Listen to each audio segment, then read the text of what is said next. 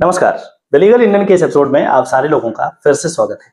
दोस्तों, 20 मार्च 2023 को एनटीए के द्वारा, नेशनल टेस्टिंग एजेंसी के द्वारा एक नोटिफिकेशन लाया गया और उस नोटिफिकेशन में पहली बार कहा गया कि Delhi university faculty of law entrance examination जो 2023 में होने वाला है वो सीयूईटी पीजी के द्वारा होगा। मतलब एनटीए इसे कंडक्ट कराएगी और सीयूईटी पीजी के तर्ज पे ही होगा। Delhi university faculty of law इसमें ज्वाइन हो गया है। ये बात पहली बार कब पता चली? 20 तारीख को, अभी 4-5 दिन पहले की बात। अब प्रश्न पहला जो आपके दिमाग में उठ रहा होगा कि सर अब क्या करें। सबसे पहले तो यही इंपॉर्टेंट है, इसी को डील करते हैं कि देखिए ऐसा है कि यदि गवर्नमेंट का नोटिफिकेशन है वो सही है गलत है वो बाद में देखेंगे, लेकिन यदि नोटिफिकेशन है तो आज से ही, अभी से ही 10:07 हो रहा है, अभी से ही आपको उसी तर्ज पे प्रिपरेशन शुरू कर देना चाहिए।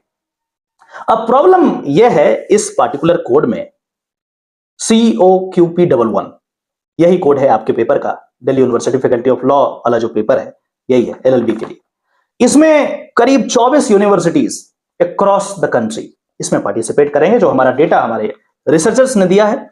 और इसके साथ साथ सेम कोड में सिर्फ not only law but MTech का पेपर, एमए का पेपर, जर्नलिज्म का पेपर, बीए लाइब्रेरी का पेपर, मास्टर पता नहीं design, visual experience, MSc, diploma, MBA, MCom, tourism, criminology, MSc nursing, post graduate, बहुत लिस्ट लंबी है।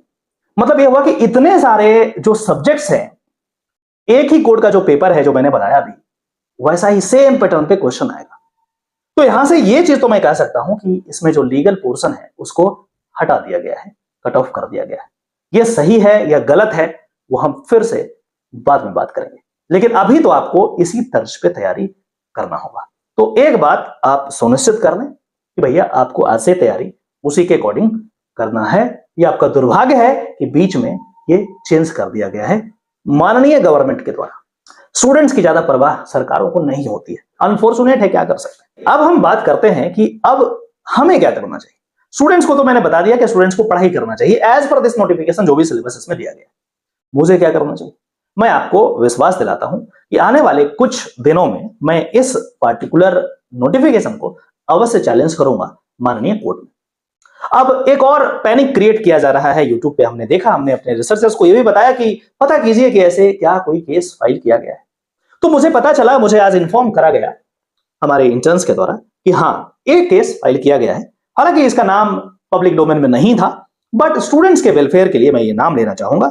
ये WPC नंबर 2625/2023, 2625/2023, प्रबल Gupta versus union of India के नाम से है। पहली बार ये जो ऑर्डर आया है वो 1/3/2023 को आया है और इस ऑर्डर में कुछ हुआ नहीं, नोटिफिकेशन इशू किया गया बार काउंसिल को और जो भी स्टेक होल्डर से। ये सिमिलर टाइप का केस है। अब मुझे इसमें यह नहीं पता है कि आखिर इसमें क्या चैलेंज हुआ है, क्योंकि जब भी हम हाईकोर्ट जाते हैं, कॉन्स्टिट्यूशनल कोर्ट में जब जाते हैं तो किसी चीज को इंप्यून करते हैं कि I am aggrieved by this particular order, this particular notification. जब नोटिफिकेशन 20 मार्च को आ रहा है तो 1 तारीख को क्या चैलेंज किया गया मुझे नहीं पता। लेकिन हां, मैं जरूर अप्रिशिएट करना चाहूंगा वकील साहब को कि समय से पहले इन्होंने कोर्ट में यहां पे गए हैं और स्टूडेंट्स के हित में गए हैं, स्टूडेंट्स के इंटरेस्ट में गए हैं। इसके लिए मैं जरूर प्रणाम करता हूं। बट अब हमारी जिम्मेदारी है कि जब नोटिफिकेशन आ गया है तो अब हमें क्या करना चाहिए। सबसे पहले तो हमें क्या करना चाहिए, इसका अध्ययन करना चाहिए, पढ़ना चाहिए, समझना चाहिए कि क्या है। और उसके बाद देखिए, हैप्पीजेट वे में, जल्दीबाजी में हाईकोर्ट जाने से कुछ नहीं होगा। हाथी के 2 दांत होते हैं, एक खाने के लिए और दूसरे दिखाने के लिए। तो भैया, दिखाने वाला जो चीज है उससे काम नहीं होगा, खाने वाला जो चीज है ना उससे काम होता है, उससे उसका पेट भरता है। तो उसके लिए जरूरी है कि उसका अध्ययन करें कि क्या हुआ है, क्या नोटिफिकेशन है, क्या गलत है और ये कैसे सही होगा। हड़बड़ा करके, दौड़ करके, दिखाने के लिए, पब्लिसिटी के लिए कोर्ट नहीं जा, कोई फायदा नहीं, कोई फायदा नहीं। तो अब क्या होगा, इस पे हम स्टडी कर रहे हैं। आने वाले कुछ दिनों में इस पे हम काम करेंगे और जहां तक हो सकता है, हाई कोर्ट हो, सुप्रीम कोर्ट हो, कहीं और जाना हो वहां जाएंगे लीगली, लेकिन चीजों को समझने के बाद। जल्दीबाजी में कोई काम करने से कोई फायदा नहीं। लेकिन हाँ, एक और बात मैं आपको as a matter of caution बताना चाहता हूं कि इसके आउटकम पे आप मत जाइए, आप पढ़ना शुरू कर दीजिए। ये हमारा काम है, हम कर लेंगे। आप अपना काम कीजिए पढ़ने वाला। ये चीज मैं आज यहां पे इसी फोरम पे क्लियर करता हूं कि लीगल जो पोर्शन है वो हटा दिया गया है हाँ, कॉन्स्टिट्यूशन को आपको अवश्य पढ़ना चाहिए, क्योंकि कॉन्स्टिट्यूशन ऐसा माना जाता है कि जो भी स्टूडेंट्स हैं कॉन्स्टिट्यूशन के प्रोविजंस को तो आपको जरूर जानना चाहिए। तो जीके वाला जो पोर्शन है उसमें कॉन्स्टिट्यूशन की बातें पूछी जा सकती है। हालांकि इस पे क्लैरिटी नहीं है, लेकिन फिर भी मैं एक सजेशन दे रहा हूं, आपको सही लगे तो कीजिए, नहीं सही लगे तो मत कीजिए। जाते जाते मैं आपसे एक बात जरूर शेयर करना चाहूंगा कि अभी हमने कुछ ऐसे वीडियोस यूट्यूब पे देखे हैं जहां पे जानबूझ करके बच्चों में एक पैनिक क्रिएट किया जा रहा है, जानबूझ करके, वाजिब है करना उनका, ताकि बच्चे पैनिक में आकर के जल्दी जल्दी कोर्स परचेज कर लें। नए नए कोर्सेस लॉन्च किए जा रहे हैं। हालांकि मैं इसके अगेंस्ट नहीं हूं, जिनके पास पैसे हैं वो आप शौक से जाइए, कोई दिक्कत नहीं। लेकिन हमारे जैसे गरीब लोग का क्या होगा? हमारे जैसे बच्चे जो हैं, जो पैसा अफोर्ड नहीं कर पाएंगे, उनका क्या होगा? कहां जाएंगे? वो पैनिक में आकर के कुछ और काम कर लेंगे। ये तो गलत बात है। तो ऐसे बच्चों को जिनके पास पैसे नहीं है, अफोर्ड नहीं कर सकते हैं, गरीब है हमारी तरह, उनके लिए क्या है? मेहनत। मेहनत ही आपको क्या करेगा? एक पहचान दिलाएगा। आज भी बहुत समय है, बहुत टाइम है। 2017 में भी ऐसे चेंजेस हुए थे, सिलेबस चेंज कर दिया गया, 175 या 70 क्वेश्चन पूछे जाते थे, 100 कर दिए गए, बहुत ह्यू क्राई हुआ। फिर क्या हुआ? धीरे धीरे चीजें सेटल हो गई। हो सकता है कि 2023 में ये पॉसिबल नहीं हो कि ये जो मैं बता रहा हूं कि कम से कम 75 क्वेश्चंस लॉ का होना चाहिए था, एलएलएम का तर्ज इस पे भी फॉलो होना चाहिए था। हो ना हो मैं गारंटी नहीं ले सकता, मैं कोशिश जरूर करूंगा, पीछे हटने वालों में से नहीं हूं।